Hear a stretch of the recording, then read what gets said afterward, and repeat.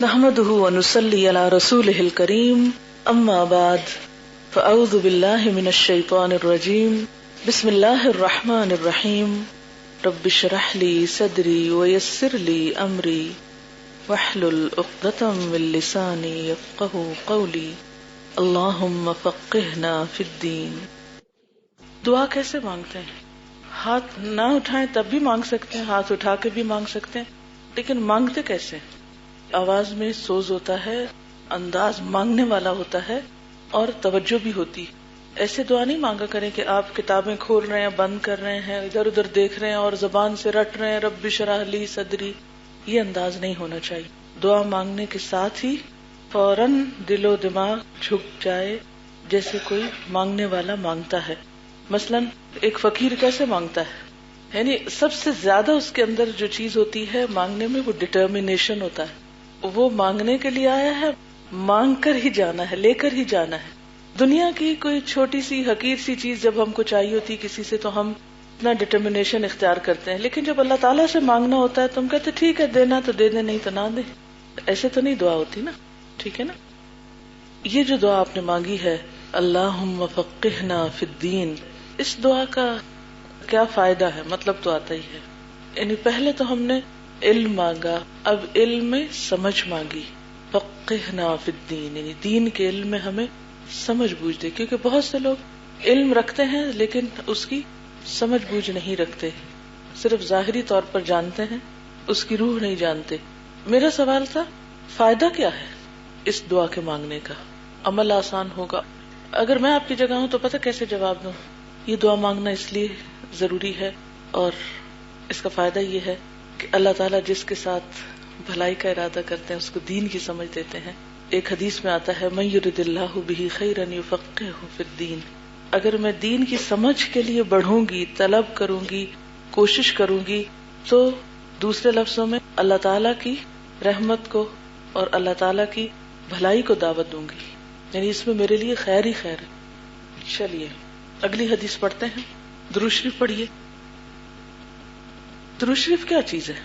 آپ صلی اللہ علیہ وسلم پر رحمت اور سلامتی کی دعا ہے. اٹس اے دعا. تو اس کو بھی کیسے پڑھنا چاہیے؟ دعا کے انداز میں، نہ کہ راگ کے انداز میں. راگ اور دعا میں فرق ہوتا ہے نا. فائدہ کیا ہوتا ہے پڑھنے کا؟ ایک دفعہ درود شریف پڑھنے سے 10 رحمتیں آتی.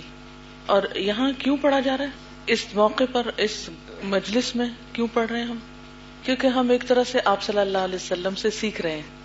آپ کا احسان ہے نا ہم پر کہ آپ نے ہمیں یہ سب کچھ دیا، تو آپ کے لیے اس احسان کے بدلے میں کیا دینا ہے؟ دعا دینی. اور وہ درود شریف ہے جو اللہ تعالیٰ نے خود سکھائی کہ کیسی دعا مانگو، جس کا اللہ تعالیٰ نے خود حکم دیا. ٹھیک ہے نا. یہ باتیں میں آپ سے کیوں کر رہی ہوں؟ کچھ معلوم ہے آپ کو؟ کیا آپ کو نہیں معلوم کہ درود شریف کیوں پڑھتے ہیں؟ معلوم ہے، لیکن بہت سی باتیں ہمیں معلوم ہوتی ہیں لیکن یاد دہانی جب ہو جاتی ہے ان کی تو شعور بیدار ہوتا ہے، تازگی ہو جاتی ہے. ہر چیز کو تازہ کیا جاتا ہے نا. اگر ہم جوتوں کو پالش کرتے ہیں تو دل کو تازہ کرنے کی ضرورت نہیں ہے. یعنی جوتے چمکانے کے لیے تو ہم محنت کرتے ہیں، اس کے لیے تو ہماری توجہ ہوتی ہے، اہتمام ہوتا ہے، لیکن دلوں کی طرف ہماری عام طور پر توجہ نہیں ہوتی. تو جو بھی کام شعور کے ساتھ کیا جاتا ہے اس کا لطف ہی کچھ اور ہو جاتا ہے. تو اسی طرح یہ اصول صرف قرآن کے سیکھنے میں نہیں، بلکہ کوئی بھی کام جب آپ کر رہے ہوں تو اپنے آپ سے بھی رک کے پوچھا کریں کیوں کر رہے ہیں، اور دوسری بات یہ کہ کیسے کرنا ہے. تو انشاءاللہ اگر یہ 2 سوال آپ کی زندگی میں شامل رہے تو آپ کی زندگی حقیقی معنوں میں زندگی ہو جائے گی. ورنہ دل مردہ دل نہیں ہے، اسے زندہ کر دوبارہ. چلیے حدیث ہے وَعَنْ أَبِي هُرَيْرَةَ رضی اللہ عنہ قال قال رسول اللہ صلی اللہ علیہ وسلم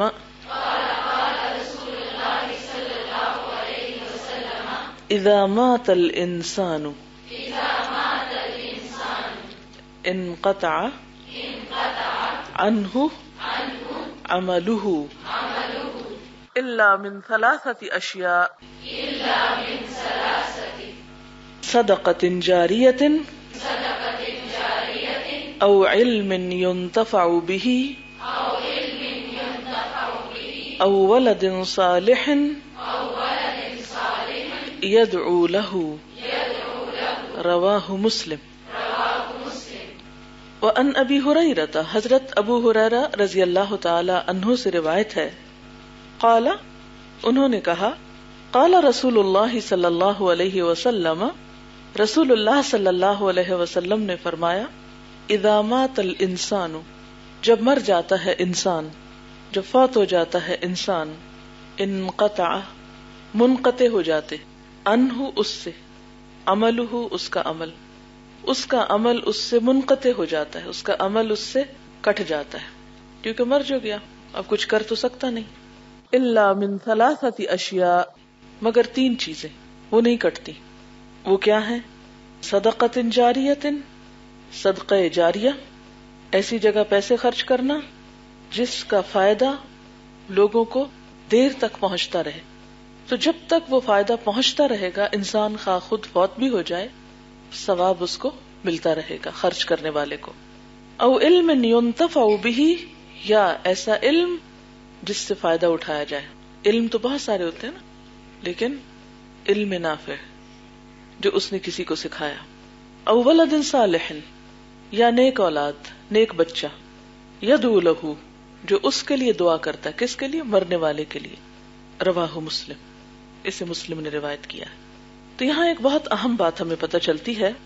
پہلی بات تو یہ، انسان جب فوت ہو جاتا ہے تو کوئی کام نہیں کر سکتا، خصوصاً دنیا کا کوئی کام نہیں کر سکتا، خواہ کوئی جوان ہو یا بوڑھا ہو، بچہ ہو، عورت ہو، مرد ہو. روح کے نکلتے ہی انسان مٹی کا ڈھیر ہو جاتا ہے، کوئی کام اس سے نہیں ہوتا. تین چیزیں اس کے مرنے کے باوجود بھی اس کو فائدہ دیتی ہیں. اب وہ خود کچھ نہیں کر رہا، لیکن تین چیزیں اس کو فائدہ پہنچا رہی ہیں. یہ تین چیزیں وہ ہیں جس میں اس کی اپنی کوشش شامل ہے. اس نے ایک کام شروع کیا، مرنے کے بعد وہ نہ کر سکا، لیکن جو ہو گیا اس میں سے اس کا فائدہ دوسروں کو پہنچ رہا ہے. تو جب فائدہ پہنچ رہا ہے تو اس سے کیا ہوگا؟ نہ صرف یہ کہ دوسروں کو پہنچے گا، جواب میں اس کو بھی پہنچے گا. تو فلسفہ کیا ہے کہ ہمارا وہ کام جس سے دوسرے کو فائدہ پہنچتا ہے، اللہ تعالیٰ اس کا بدلہ ہمیں کس طرح دیتے؟ ہمیں فائدہ پہنچا کر. کتنا انصاف ہے نا اللہ تعالیٰ کے ہاں. محسوس کر رہے ہیں اس کو؟ مثلاً الا من صدقۃ جاریۃ، صدقہ جاریہ، یعنی ایسی جگہ پیسہ لگایا کہ جس سے لوگوں کو فائدہ پہنچ رہا ہے، انسانیت کی بھلائی کا کام ہو رہا ہے. پیسہ آپ کا تھا، فائدہ لوگ اٹھا رہے ہیں، آپ فوت ہو چکے ہیں، اب آپ کو کیا فائدہ ہوا آپ کے پیسہ لگانے کا؟ دنیا میں کوئی طریقہ ہے آپ کو فائدہ پہنچایا جائے؟ دنیا کا کوئی قانون آپ کو یہاں فائدہ پہنچا سکتا ہے؟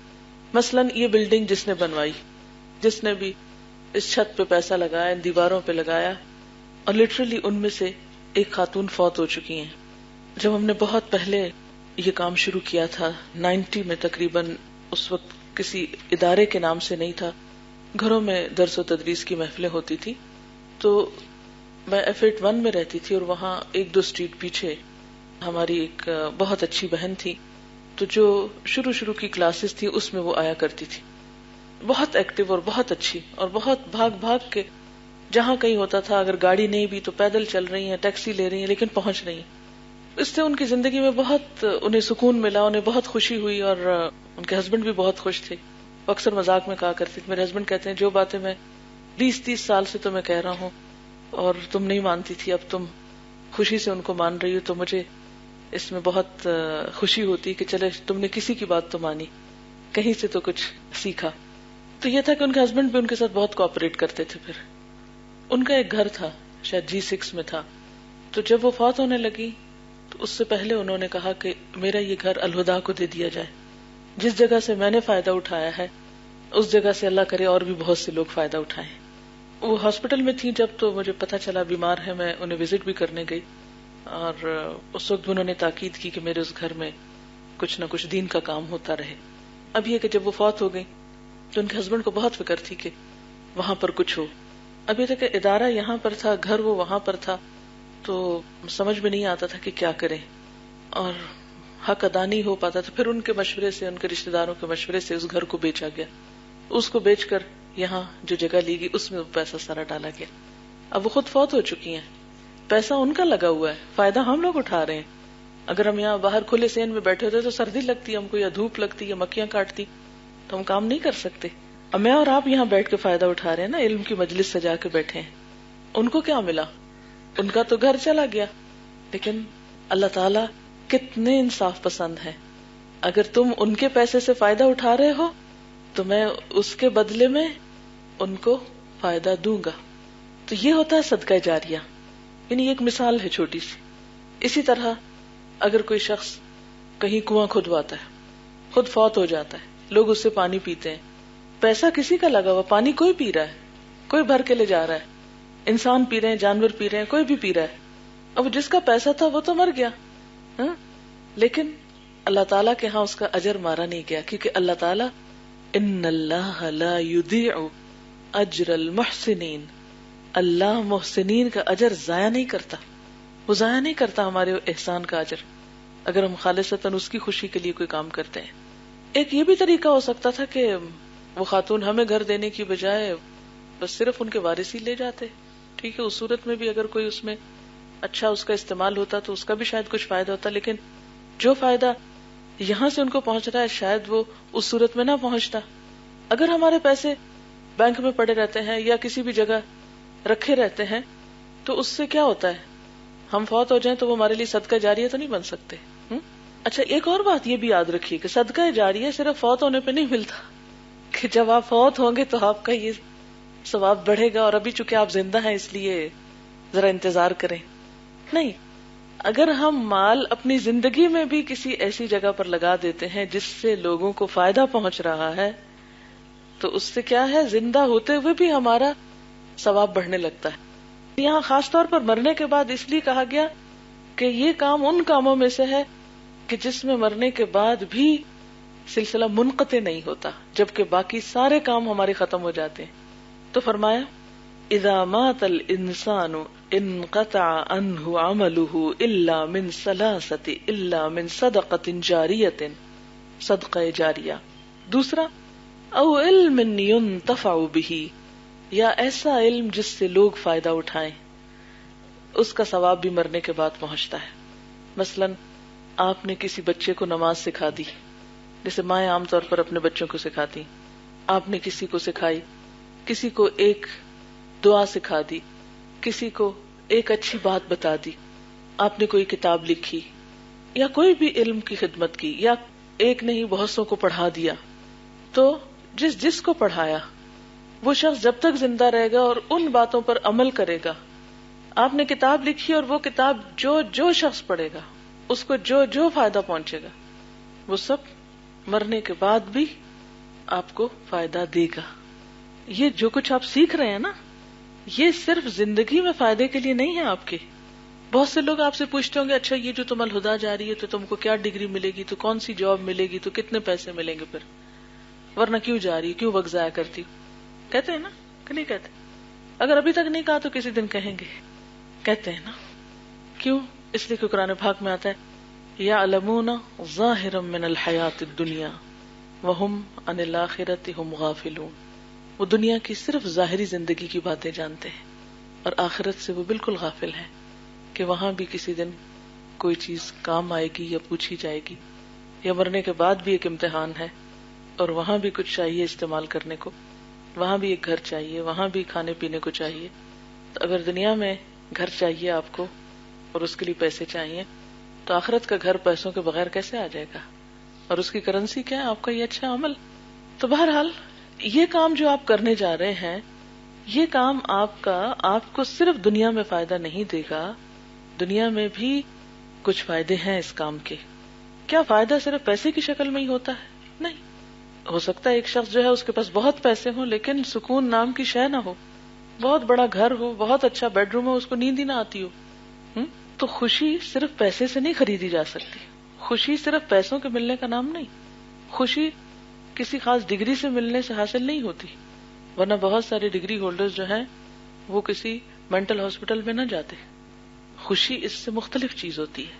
تو پہلی بات تو یہ کہ اللہ کی کتاب پڑھ کر جو دلوں کو اطمینان اور خوشی نصیب ہوتی ہے وہ دنیا کی کسی مارکیٹ میں نہیں ملتی. دوسری بات یہ کہ جتنی دیر آپ یہاں گزارتے ہیں وہ ایک عبادت کی حالت ہوتی ہے. تیسری بات یہ کہ اس وقت میں آپ بہت سی برائیوں سے بچے رہتے ہیں. آپ جب باہر نکلیں گے، گھر جائیں گے، آپ نے دیکھا ہوگا کسی سے اونچ نیچ ہو جاتی ہے، تلخ کلامی ہو جاتی ہے، اور کچھ خرابی ہو جاتی ہے، کسی سے جھگڑا ہو جاتا ہے، کسی کی کوئی غیبت سن بیٹھتے ہیں، کسی کے ساتھ کچھ زیادتی کر بیٹھتے ہیں. لیکن اس دوران جتنی دیر آپ قرآن سنتے ہیں، سناتے ہیں، سیکھتے ہیں، سکھاتے ہیں، تو آپ برائیوں سے بچے ہوئے محفوظ بیٹھے ہوتے ہیں ایک طرح سے. پھر اسی طرح یہ ہے کہ اللہ تعالیٰ کا ایک وعدہ ہے کہ جو نیک کام کرے گا اس کے لیے فَلَنُحْيِيَنَّهُ حَيَاةً طَيِّبَةً، ہم دنیا کی زندگی میں بھی اس کو اچھی زندگی دیں گے. دنیا میں بھی انسان کو جو قسمت میں ہے وہ مل کر رہے گا، یہ نہیں ہو سکتا کہ وہ نہ ملے. پھر آپ دیکھیں کہ قرآن پڑھ کر دلوں کو جو قناعت اور اطمینان ہوتا ہے اس میں تھوڑا بھی بعض اوقات بہت کافی ہو جاتا ہے. اور جب اللہ پہ توکل اور بھروسے جیسی صفات انسان کے اندر نہیں ہوتی تو آپ نے دیکھا ہوگا کہ ہر شخص رو رہا ہے، اخراجات بہت ہیں، ضروریات بہت ہیں، گزارا نہیں ہوتا. آپ کسی 3,000 لینے والے سے بھی پوچھ لیں اور 25,000 تنخواہ لینے والے سے بھی پوچھ لیں، دونوں کی نفسیات ایک ہی ہوگی، دونوں کے اخراجات پورے نہیں ہو رہے. کیوں؟ کسی کے پاس بھی آپ بیٹھے لوگوں کے مسائل سنیں، لیکن کچھ لوگ تھوڑی سی آمدنی کے باوجود بھی الحمدللہ کہتے آپ کو ملیں گے، مسکراتے ہوئے ملیں گے اور کہیں گے اللہ کا شکر ہے، احسان ہے اس کا. تو پھر بات تو اندر کی سوچ کی ہے نا. تو قرآن جو ایک پازیٹو سوچ دیتا ہے، دین آپ کو جو ایک مثبت انسان بناتا ہے، یہ آپ کو اپنی باہر کی زندگی میں بہت کچھ کرنے میں مدد دیتا ہے. ایک اور بات یہ بھی ہے کہ مجھے یہ بتائیے کہ جن لوگوں نے دنیا کمانے کے لیے بہت سی ڈگریاں حاصل کی، کیا ان ساری ڈگریوں سے وہ دنیا کما رہے ہیں؟ سب کو جابز مل گئے، سب کو مال مل گیا. یہ تو قارون نے بھی کہا تھا کہ انما اوتیتہ علی علم من عندی، یہ دنیا مجھے میرے علم کی وجہ سے ملی ہے. تو ضروری نہیں کہ آپ یہ کورس چھوڑ کر کوئی اور کورس کریں اور اس سے آپ کو امید ہو کہ جاب ملے گی اور پھر آپ کو ضرور مل بھی جائے. اور پھر آپ دیکھیں کہ یہ تو 1 سال کی بات ہے نا، 1 سال کی بات ہے. اس سے پہلے بھی آپ دنیا کماتے رہے، اس کے بعد بھی آپ نکل کے کمائیں، دین آپ کو روکتا تو نہیں ہے، آپ کریں. لیکن کیا ہماری ان ساری زندگیوں میں، اتنے سارے سالوں میں دین کے لیے، اللہ کے لیے 1 سال بھی نہیں ہے؟ اس کے لیے اتنا بھی نہیں ہے. سارا کچھ بس دنیا ہی کے لیے ہے، آخرت کے لیے کچھ نہیں کرنا. تو جب تک کسی بھی کام کے لیے ہماری سوچ واضح نہیں ہوگی، اس کا فائدہ سامنے نہیں آئے گا، ہم صحیح دلجوئی سے، یکسوئی سے، دل جمی سے کام نہیں کر سکیں گے. یہ علم جو آپ سیکھ رہے ہیں، یہ وہ چیز ہے جس کو سیکھنے کے بعد آپ عمل جب کریں گے، آپ کو دیکھ کر کوئی اور انسپائر ہوگا، وہ عمل کرے گا، آپ کے بتائے ہوئی بات پر کوئی اور چلے گا، کچھ آپ لکھیں گے، پڑھیں گے، وہ آپ کے مرنے کے بعد بھی آپ کے نامہ اعمال میں جمع ہوتا رہے گا. تیسری چیز، او ولد صالح یدعو لہ، نیک اولاد جو والدین کے لیے دعا کرتی ہے. نیک بچہ جو اپنے والد کے لیے یا ماں کے لیے، والدین مراد ہے، ان کے لیے دعا کرے. اچھا، اولاد کی دعا کیوں انسان کے لیے صدقہ جاریہ ہے، یہ انسان کو فائدہ دیتی ہے؟ کیونکہ اولاد انسان کی بہترین کمائی ہے. جیسے مال کماتے ہیں نا، ایسے ہی اولاد بھی کمائی ہوتی ہے ایک طرح سے. اور اولاد کو جو کچھ آپ ان کی چائلڈ بیئرنگ میں، ان کو پیدا کرنے میں، ان کو پڑھانے لکھانے میں، سکھانے میں، تربیت کرنے میں جو تکلیف اٹھاتے ہیں، یہ ساری آپ کی ایفرٹ لگتی ہے نا اس میں. مثلاً آپ نے تو بچوں کو اتنے تکلیف سے جنم دیا، ان کو پیدا کیا، پڑھایا لکھایا، کھلایا پلایا، ان کی ساری ضروریات پوری کی. اب وہ اس قابل ہوئے تھے کہ آپ کی خدمت کرتے، آپ کا دل ٹھنڈا کرتے. ہوا کیا؟ آپ دنیا سے رخصت ہو گئے. اب تو خسارہ ہی خسارہ ہے، اب تو کیا فائدہ؟ ہم تو اولاد کی کوئی خوشی نہ دیکھ سکے. اور لوگ بیٹھ کے کیا تبصرے کر رہے تھے، ہائے بیچارہ بدقسمت، ساری زندگی اس نے اولاد کے لیے کیا، پر اولاد کی کوئی خوشی اس کو نہیں ملی. ہم یہ ایسی باتیں کیوں کرتے ہیں؟ اس لیے کہ ہمارے نزدیک خوشی کیا ہے کہ اولاد کمائی کر کے دنیا میں لائے اور ماں باپ کو دے. اور ماں باپ اس سٹیج پہ پہنچ چکے ہوتے ہیں کہ اولاد جو کچھ لاتے ہیں، وہ پہننے کو لاتے ہیں تو پہننے کا شوق ختم ہو چکا ہوتا ہے، وہ کھانے کو لاتے ہیں تو بیماریاں ایسی لگ چکی ہوتی ہیں کہ کوئی شوگر ہے، کوئی ڈائبٹیز ہے، کوئی کچھ ہے، وہ کھا نہیں سکتے. وہ گھر بنا کے دیں آپ کو تو آپ کے پاس اتنی ہمت نہیں کہ ان گھروں کو لک آفٹر کریں.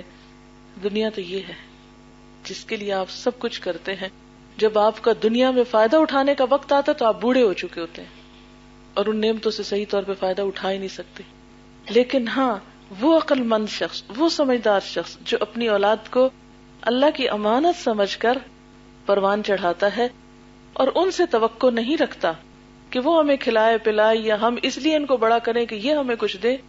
ایسا شخص اگر اولاد کی نیک تربیت کرتا ہے تو کل اس کے مر جانے کے باوجود اولاد جو نیک کام کرے گی، جو دعا کرے گی، وہ ماں باپ کے حق میں فائدہ مند ہوگا، ماں باپ کا عمل بڑھانے کا سبب ہوگا، ثواب زیادہ ہونے کا سبب ہوگا. اور قیامت کے دن جب انسان جائے گا تو دیکھے گا کہ اس کے درجے اتنے بلند ہیں. بلکہ ایک روایت میں یہ بھی آتا ہے کہ انسان کے درجے برزخ میں جب بلند ہوتے ہیں تو وہ پوچھتا ہے کہ یہ میرا درجہ کیوں بلند ہوا یا یہ مجھے نعمت کیوں مل رہی ہے، تو اسے بتایا جاتا ہے کہ یہ تمہاری اولاد کی دعا کی وجہ سے ہے. تمہاری اولاد تمہارے پیچھے تمہارے لیے دعائیں کر رہی، اس لیے تمہارے درجے یہاں بلند ہو رہے ہیں. ایسا شخص مایوسی کی زندگی تو پھر نہیں گزار سکتا. مثلاً اگر ہم نے اپنے بچوں کو پڑھایا لکھایا، سب کچھ کیا، اور ہمیں ان سے کوئی ابھی خدمت نہیں ملی، کوئی فیض نہیں حاصل ہو، وہ بےچارے کر بھی کیا سکتے ہیں. مثلاً آپ بیٹیاں ہیں، آپ نے دیکھا ہوگا کہ جب سے آپ پیدا ہوئے ہیں، ہوش سنبھالی ہے، مائیں خدمت کر رہی ہیں آپ کی، پھر آپ کو پڑھاتی لکھاتی ہیں، پھر ابھی تک بھی آپ پڑھ لکھ رہے ہیں، اور ہو سکتا ہے جو ہی آپ پڑھ لکھ کے گھر جائیں تو شادی ہو جائے. اب اگر ماں باپ یہ سمجھے کہ ہمیں کیا ملا اور وہ مایوس ہونے لگے، ہم نے بیٹی اس لیے پڑھائی لکھائی تھی کہ بس وہ چلی جائے سب کچھ لے کے، ہاں وہ تو چلی گئی، آپ کو کیا ملا؟ آپ کو تو اس نے کوئی خدمت نہیں دی. بیٹیاں نہیں کر پاتی عام طور پہ خدمت. پھر شادی کے بعد بھی کیا ہوتا ہے کہ وہ اپنے بچوں میں لگ جاتی ہیں، شوہر کی خدمت ہے، اپنی ذمہ داریاں ہیں، ماں باپ بوڑھے بھی ہیں اور چاہتی بھی ہیں، آ نہیں پاتی، کر نہیں پاتی. تو اب اس کو کون کمپنسیٹ کرے گا؟ ماں باپ کی اس خدمت اور ماں باپ کی اس محنت اور انویسٹمنٹ کو کوئی کمپنسیشن تو ملنی چاہیے ان کو. تو اللہ تعالیٰ نے کتنی بہترین کمپنسیشن رکھی ہے کہ بچے اگر دعا بھی کر دیں گے تو ماں باپ کے درجے بلند ہوتے جائیں گے اور ان کی جو محنتیں ہیں ان کا صلہ ان کو بس مل جائے گا. یہ ہے ہمارا دین، یہ ہے اس کی بہترین تعلیم، جس کے بعد انسان اپنی ہر کوشش خوش دلی سے کرتا ہے اور یہ سوچ کے کرتا ہے کہ اللہ کے ہاں اس کا ریوارڈ موجود ہے، مجھے مایوس ہونے کی ضرورت نہیں. ورنہ شیطان ہمارے اندر خود غرضی کی سوچ پیدا کرتا ہے. وہ کہتے ہیں تمہیں کیا ملے گا جو تم اتنا کر رہے ہو، تمہیں تمہاری اولاد نے کیا دیا، انہوں نے کچھ نہیں دینا، کچھ نہیں کرنا. اب میں دوبارہ عربی ٹیکسٹ پڑھتی ہوں، پھر دیکھیے آپ کو کتنا یاد رہتا ہے.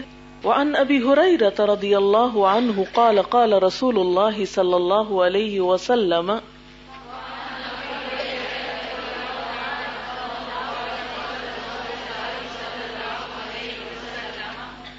اذا مات الانسان انقطع عنه عمله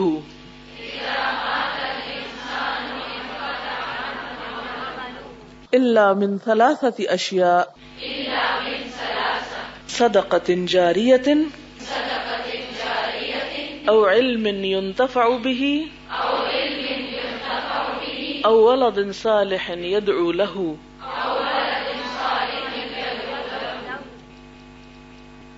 اگلی حدیث وعنہ قال قال رسول اللہ صلی اللہ علیہ وسلم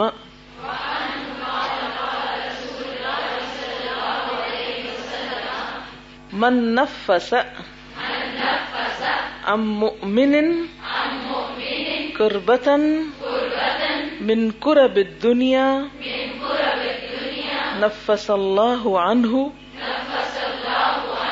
کربة من کرب یوم القیامت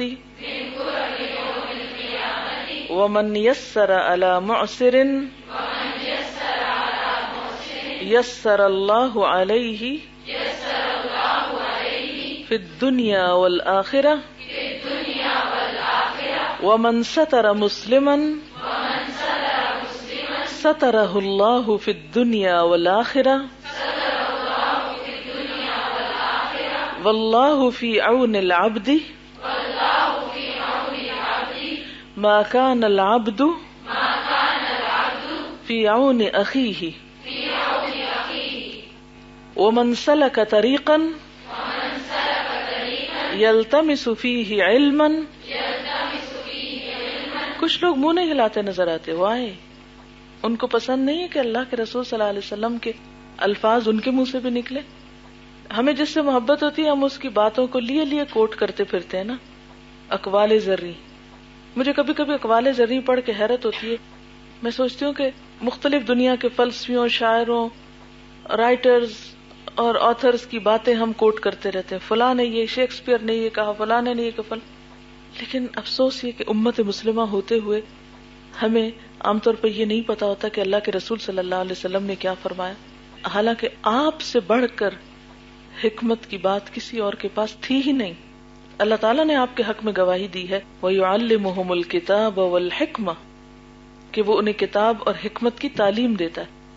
تو کتاب تو اللہ کی کتاب قرآن پاک ہے، اور حکمت کیا ہے؟ نبی صلی اللہ علیہ وسلم کی یہ باتیں، یہ آپ کے الفاظ ہیں.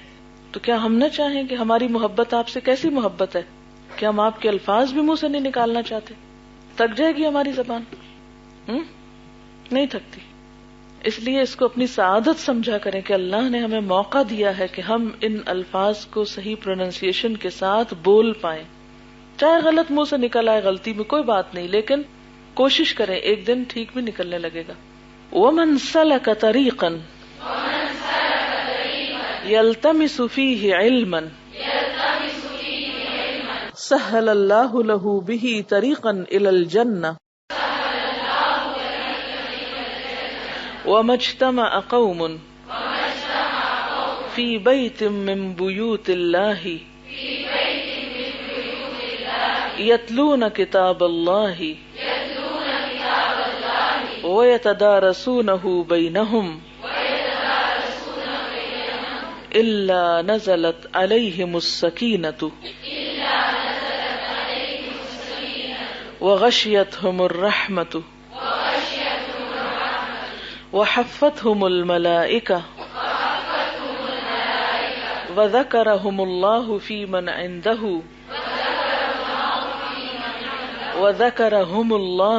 مَنْ عِندَهُ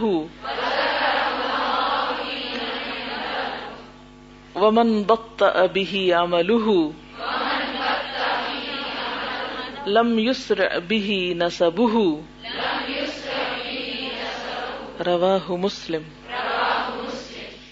لفظی ترجمہ وَأَنْهُ قَالَ، اور انہی سے روایت ہے، یعنی حضرت ابو ہریرہ رضی اللہ تعالی عنہ سے کہتے ہیں، قال رسول اللہ صلی اللہ علیہ وسلم، کہ رسول اللہ صلی اللہ علیہ وسلم نے فرمایا، من نفس عن مؤمن، جو کوئی دور کرے کسی مومن سے، کربتن کوئی تکلیف، من کرب الدنیا دنیا کی تکلیفوں میں سے، نفس اللہ عنہ دور کر دے گا اللہ اس سے، کربتن کوئی تکلیف، من کرب یوم القیامہ قیامت کے دن کی تکلیفوں سے.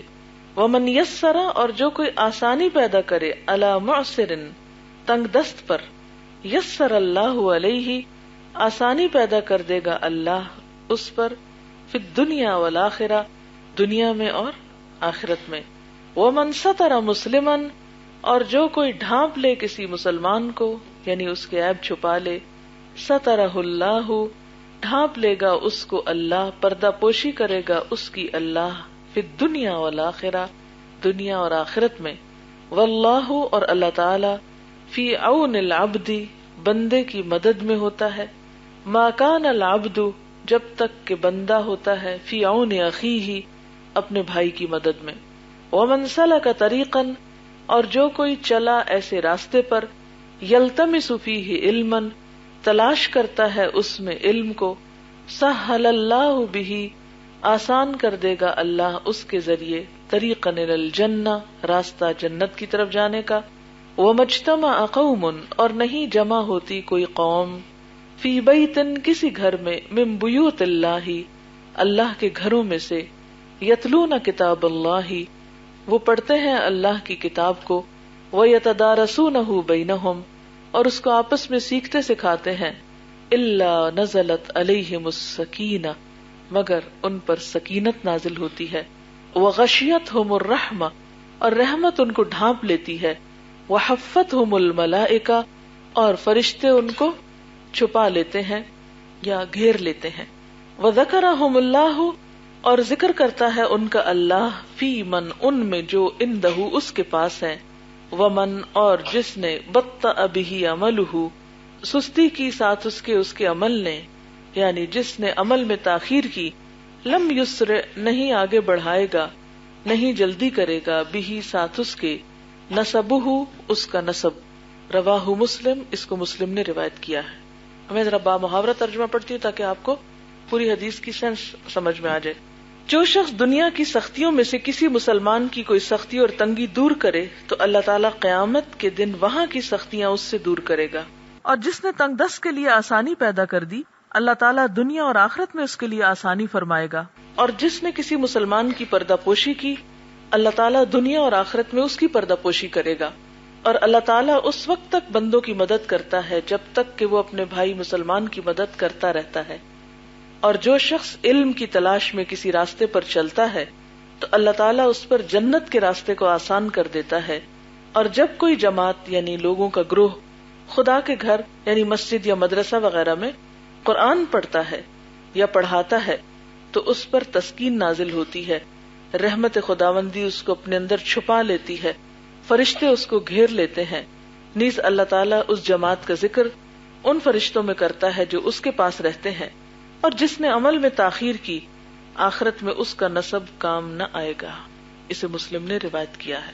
اب آپ دیکھیے کہ اس حدیث میں بہت ساری باتیں. سب سے پہلی بات تو یہ ہے کہ جب کسی مومن نے کسی دوسرے مومن سے کوئی تکلیف دور کی، قربتن، قرب کس کو کہتے ہیں؟ غم، مشقت، دکھ درد، تکلیف، بے چینی، رنج، ایسا دکھ جس سے جان پہ بن جائے، اضطراب. کتنے سارے لفظ ہیں نا. فلاں شخص بہت قرب میں مبتلا ہے. مثلا مثال دیجئے. کیا میں اس لیے کہہ رہی ہوں کہ اس حدیث پر آپ عمل کیسے کریں. یہ حدیث تو ہے نا کیا کریں، لیکن کیسے کریں. مثلا میں اپنے کرب کو کیسے بیان کر سکتی ہوں. میں کچھ لکھنا چاہتی ہوں، مجھ سے لکھا نہیں جا رہا، لکھنا نہیں آ رہا. یہ جو کیفیت ہے نا، بے بسی اور کربناک کیفیت، جس میں ایک شخص بے چین بھی ہے. یعنی کرب میں کیا کیا آتا ہے، جیسے بے چینی بھی، ایسی تکلیف جو ایک شخص خود سے اپنی دور نہ کر پائے. میں مثالیں اس لیے آپ کو یہاں دیتی ہوں کہ جب آپ کسی کو ایسی تکلیف میں دیکھیں تو کیا کریں، اس حدیث کو یاد کر کے اس کی مدد کر دیں. لیکن قیامت کے دن کے کرب کیا ہوں گے. سزا جب سامنے آئے گی تو انسان کہے گا یا اللہ اب اس سے بچوں کیسے، کہاں بھاگوں، کیا کروں. یہ کرب ہے نا. اسی قسم کا کرب جب دنیا میں ہوتا ہے تو کن کن چیزوں پہ ہمیں ہوتا ہے. مثلاً آپ تالا کھول رہے ہیں، وہ نہیں کھل رہا، چابی نہیں مل رہی. اور کیا، مثلاً گاڑی سٹارٹ نہیں ہو رہی، ٹائر پنکچر ہو گیا ہے. گاڑی کے علاوہ کیونکہ ہم ایک ہی ٹریک پہ چل پڑتے ہیں اور باتیں بھول جاتے ہیں. اب ہر ایک کے پاس تو گاڑی ہے بھی نہیں. جب کوئی عزیز دوست رشتہ دار دنیا سے چلا جائے تو اس وقت بھی تو کرب کی کیفیت ہوتی ہے نا، کہ انسان اس میں بے چینی بھی ہوتی ہے. کرب جو ہے نا تڑپ کو بھی ساتھ شامل کر لیتا ہے. یعنی کوئی شخص ایک کام کرنا چاہتا ہے لیکن بہت شوق ہے اس کا، مگر وسائل نہیں ہے اس کے پاس. ہم جن لوگوں کے پاس وسائل ہے نا، ان کو کبھی یہ خیال بھی نہیں آتا کہ دنیا میں کوئی بغیر وسائل کے بھی لوگ رہتے ہیں. مثلا آپ میں سے کوئی یہاں پڑھنے آنا چاہتا ہے، اس کے پاس نہ آنے کا کرایہ ہے، نہ کوئی اس کی گاڑی ہے، اور گھر والے اس کو نہیں آنے دے رہے کہ ہم نہیں افورڈ کر سکتے. تو ہے نا وہ کرب میں. اور جیسے کسی کی کوئی چوری وغیرہ ہو جاتی سفر پر، جسمانی بیماری اور تکلیف میں بھی کرب ہوتا ہے. مطلب آپ کسی کو بھی کام کرتے دیکھتے ہیں، وہ بےچارا لگا ہوا اور اسے کام ہو نہیں رہا. مثلا کوئی سامان اٹھانے کو کر رہا ہے، اسے اٹھایا نہیں جا رہا. یعنی ایک بے بسی، بے کسی کی بھی تو کیفیت ہوتی ہے نا. تکلیف اور بے بسی سے ملتی جلتی چیز. کوئی نابینا ہے، کوئی ضعیف ہے، روڈ کراس نہیں کر سکتا، بیٹھ کے اٹھ نہیں سکتا بغیر سہارے کے مثلا. اچھا یہ آپ اپنا ہوم ورک لکھیے. یہاں سے نکل کر آپ دیکھیں گے باہر، کیا کسی کو کرب میں دیکھا تو کیا کیا. پھر آپ نے اپنے گروپس میں بتانا ہے، اور مجھے بھی یاد رہا تو میں پوچھوں گی آپ کو کہ کسی کو کرب میں مبتلا دیکھا تو کرب تھا کیا اور اس پر آپ نے کیا کیا. ہمارا عام طور پر ایٹیٹیوڈ کیا ہو گیا ہے، بے حس ہو گئے نا ہم بحیثیت قوم کے. بعض اوقات کیا ہوتا ہے، کسی کی کوئی چیز گر جاتی تو ہم کہتے سنبھالے نہ، خود کیوں گرائی. آج صبح میں کوئی چیز رکھ رہی تھی میرے ہاتھ میں، وہ مجھے چھوٹی سی لکڑی ہوتی وہ چلی جاتی، چھلتر جس کو بولتے ہیں. تو وہ مجھے اتنا کرب ہو رہا تھا نا اس وقت. یعنی کرب یہ تھا کہ وہ بے چین کر دیتی ہے نا. ہوتا ہے چھوٹا سی چھلکا ہوتا ہے لیکن بے چین کر دیتا ہے. اب مجھے یہ بھی اچھا نہیں لگ رہا تھا میں کسی اور کو کہوں ڈسٹرب ہوں گی, تو مسلسل میں اس کے ساتھ لگی رہی حتیٰ کہ الحمدللہ وہ ہاتھوں کے ساتھ ہی پریس کر کر کے نکال لیا میں نے.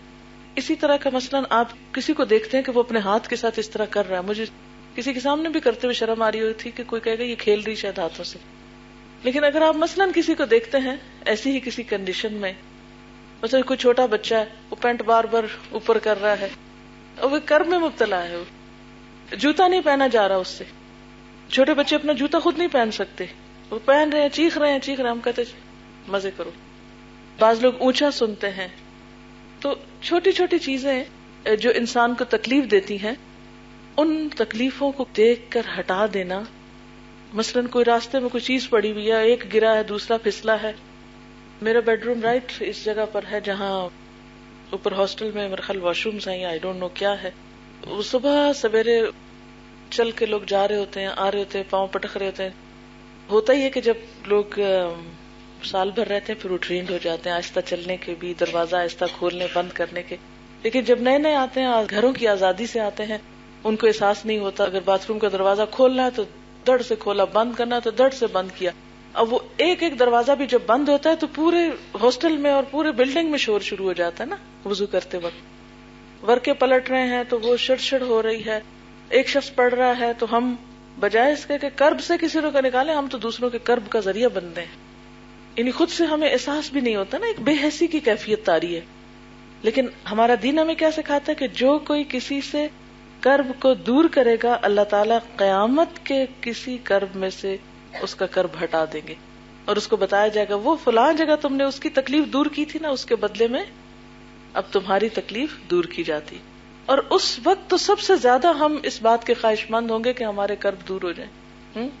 اچھا, پھر اس کے بعد ومن یسر علی معسر یسر اللہ علیہ فی الدنیا والآخرہ, جو شخص کسی تنگ دست سے آسانی کرے گا.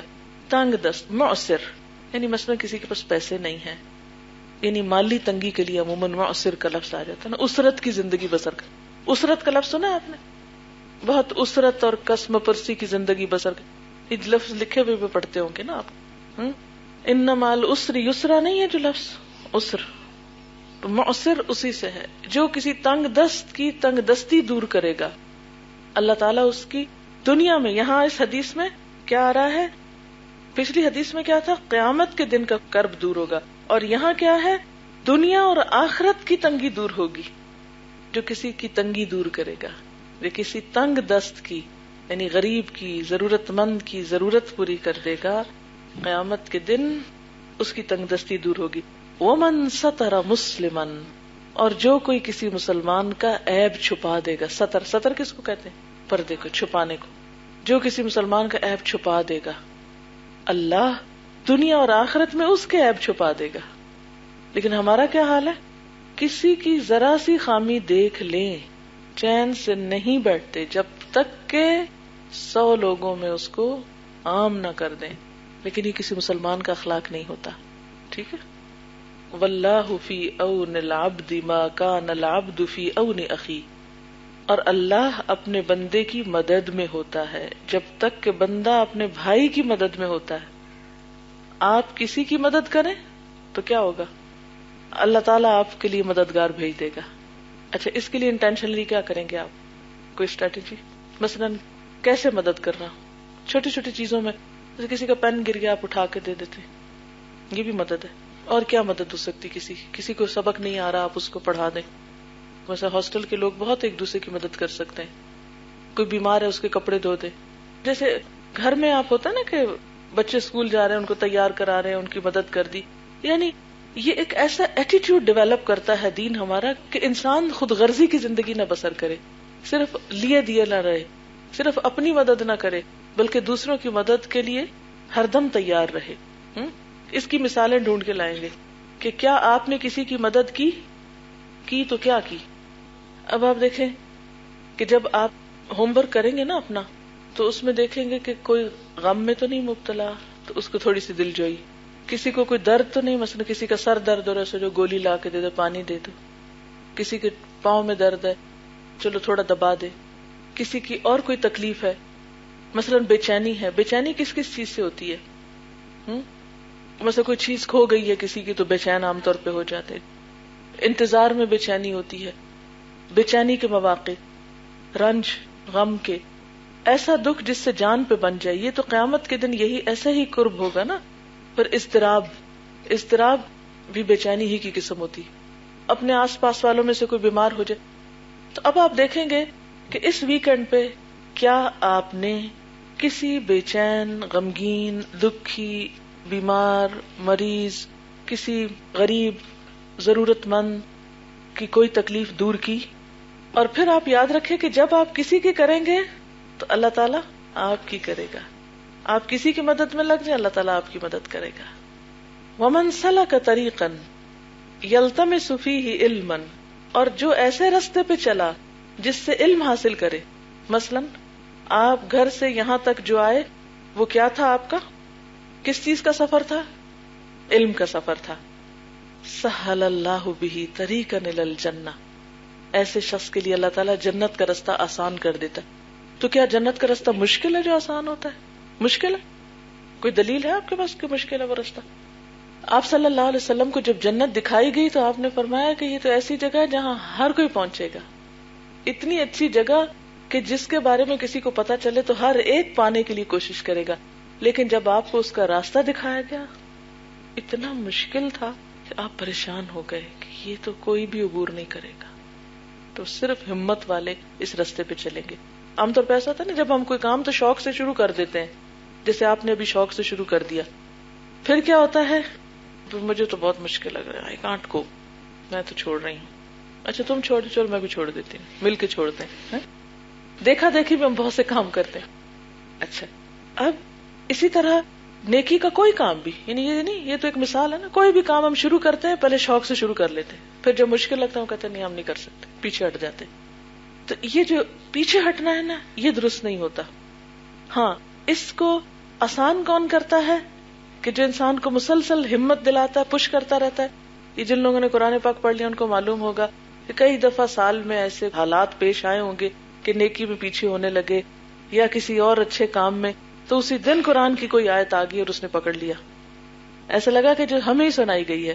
اور اگر آپ وہ قرآن نہیں پڑھ رہے ہوتے تو کوئی اور نہیں آپ کو شاید بتانے والا ہوتا کہ آپ یہ اچھا کام کر رہے ہو، کرتے رہو. تو نیکی کا راستہ مشکل ہے، قرآن اس راستے کو، علم اس راستے کو آسان کر دیتا ہے. پھر ہم میں حوصلہ پیدا ہو جاتا ہے، ہم کہتے ہیں نہیں کرنا ہی کرنا ہے، کر کے چھوڑنا، ہر قیمت پہ کرنا ہے. وَمَجْتَمَعَ قَوْمٌ فِي بَيْتٍ مِّن بُيُوتِ اللَّهِ، جب اللہ کے گھروں میں سے کسی گھر میں، اللہ کے گھر پہلے نمبر پہ تو مسجدیں ہیں اور مسجدوں کے بعد مدارس ہیں، ایسے علاقے ہیں، مثلا یہ بھی اللہ کا گھر ہے. یہ بلڈنگ جو ہے نہ میرے نام ہے نہ کسی اور کے نام ہے، یہ وقف ہے فی سبیل اللہ، ٹھیک ہے نا. اب یہ اللہ کے نام پر ہے نا، یہ جس نے بھی اس میں مال لگایا، جو ایفرٹ لگائی وہ اللہ کی خاطر لگائی، تو یہ بھی ایک اللہ کا گھر ہو جاتا ہے پھر. ٹھیک ہے، اس کی بھی حفاظت کرنا، اس کو صاف ستھرا رکھنا، یہ بھی بہت ثواب کے کاموں میں سے، کیونکہ یہاں سب دین سیکھنے سکھانے آتے ہیں نا، اور تو کوئی غرض نہیں. خیر، تو جو بھی اللہ کے کسی گھر میں جمع ہوتے ہیں، یتلون کتاب اللہ، اللہ کی کتاب پڑھتے ہیں، وَيَتَدَارَسُونَهُ بَيْنَهُمْ، اور ایک دوسرے کو سیکھتے سکھاتے، ڈسکشن کرتے ہیں. ٹھیک، صرف خود نہیں پڑھتے، ہمارے دین میں کیا ہے، خود بھی پڑھتے ہیں اور ایک دوسرے کو سیکھتے سکھاتے، چاہے ایک سب کو سکھا رہے ہیں یا آپس میں آپ ایک دوسرے کو سکھا رہے ہیں. ایسے لوگوں کے ساتھ اللہ تعالیٰ خاص معاملہ کرتا ہے. کیا؟ الا نزلت علیہم السکینہ، ان پہ تسکین اترتی ہے، ان کو ایک خاص سکون ملتا ہے. اسی وجہ سے بہت سے لوگ سو بھی جاتے ہیں یہاں. وغشیتہم الرحمہ، اور ان کو رحمت ڈھانپ لیتی ہے. وحفتہم الملائکہ، اور ملائکہ اپنے پروں تلے ان کو چھپا لیتے ہیں، وہ ان کو گھیرے میں ڈال لیتے ہیں. وذکرہم اللہ فی من عندہ، اللہ تعالیٰ فرشتوں میں ان کا ذکر کرتے، وہ دیکھو دنیا کے فلاں شہر میں فلاں جگہ پر لوگ بیٹھ کے میری باتیں کر رہے ہیں، میرا ذکر کر رہے ہیں، قرآن پڑھ رہے ہیں. ایک حدیث میں آتا ہے کہ اللہ تعالیٰ کے کچھ خاص لوگ ہیں. آپ سے پوچھا کہ کون ہے وہ خاص، آپ صلی اللہ علیہ وسلم فرمایا کہ وہ قرآن والے ہیں. تو جو لوگ قرآن اٹھا لیں، جیسے آپ نے اٹھا لیا، تو اب آپ کیا ہوئے، عام لوگوں سے فرق ہو گئے، اللہ کے خاص بندے بن گئے اگر آپ اس کتاب کا حق ادا کریں گے تو. اچھا، آپ کو یہ بات کتنی اچھی لگتی ہے نا کہ کوئی آپ کو یاد کرے، کہ نہیں؟ سب کو اچھا لگتا ہے کوئی یاد کرے. تو جب اللہ تعالیٰ یاد کرے اور پھر فرشتوں میں یاد کرے, وہاں ذکر ہو رہا ہو, آپ کا نام لیا جا رہا ہو کہ وہ فلاں فلاں کتاب پڑھ رہا ہے, وہ پڑھا رہا ہے, وہ سیکھ رہا ہے, وہ سکھا رہا ہے, وہ کتاب کی خدمت کر رہا ہے. اب پڑھنے کے بعد اگلا سٹیپ کیا ہے؟ جس نے عمل میں تاخیر کی. اب حدیث تو پڑھ لی, نہ کہ کسی کی تکلیف دور نہیں کی, کسی کا مدد نہیں کی. لم یسر بہ نسبہ, تو خواہ وہ کتنے اچھے گھرانے سے آتا ہو, کیسا بھی اس کا حسب نسب ہو, کیسا بھی اس کے پاس مال ہو, وہ اس کو آگے نہیں بڑھائے گا. دنیا میں بھی آگے نہیں بڑھاتا. جس شخص کا اخلاق اچھا نہیں ہوتا اس کو کوئی پسند نہیں کرتا, اور آخرت میں قیامت کے دن بھی اسے کوئی نہیں پوچھے گا. کل بھی تو آپ کو دیا تھا نا ہوم ورک, کیا تھا بتائیے؟ کسی سے حسد تو نہیں کیا تھا. آج کا ہوم ورک سب پہ واضح ہے, کسی دکھی, بے چین, پریشان کی مدد کرنا ہے. ٹھیک ہے انشاءاللہ. سبحانک اللہم و بحمدک, نشہد ان لا الہ الا انت, نستغفرک و نتوب الیک.